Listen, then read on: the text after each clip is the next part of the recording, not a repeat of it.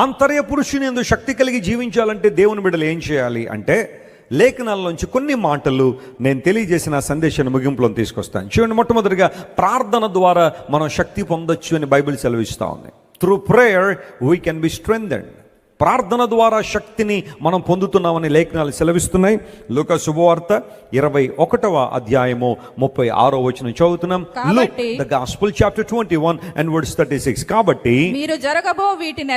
మీరు జరగబోయు వీటి నెలను తప్పించుకొని మనుష్య కుమారుని ఎదుట నిలవబడడానికి చూడండి, శక్తి గలవారగుటకు ఎల్లప్పుడూ అప్పుడప్పుడా, అక్కడ ఎల్లప్పుడు ఉందా అప్పుడప్పుడు ఉందా?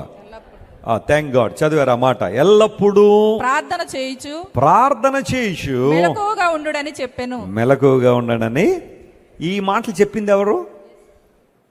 లూకా శుభవార్తలో ఈ మాటలు చెప్పి